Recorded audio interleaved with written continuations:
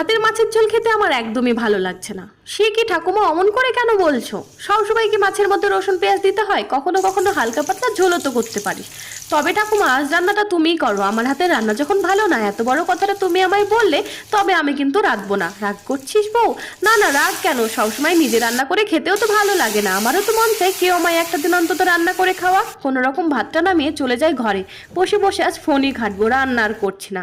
রোজ রান্নাও করবো, খাওয়ার সময় তৃপ্তি করেই সবাই খাবে, আর যেই মাত্র খাবারটা হজম হবে তখন শুরু হবে দুর্নাম। ও নাথ বউ, ওই যে আবার ডাক পড়েছে। আয় শিগগিরই রান্নাটা কর, খেয়ে যে আবার আমায় বাড়ি ফিরতে হবে। না ঠাকুমা, আজকে রান্নার দায়িত্বটা আমি একদমই নিতে পারবো না। হাত ধরে টানতে টানতে রান্নাঘরে গিয়ে খুন্তি ধরিয়ে বলে, আমি তো মজা করছিলাম, আমি যেমন করে বলছি সেই মতন রান্না কর, দেখবি খুব ভালো লাগবে। আমার শাশুড়ির মায়ের হাতের এই মাছের কাসন পোড়া খেয়ে দেখ। বাহ ঠাকুমা, আমি তো সত্যিই মাছ রাঁধতে পারতাম না, আজকে রান্নাটা যেন মুখের স্বাদই বদলে দিল।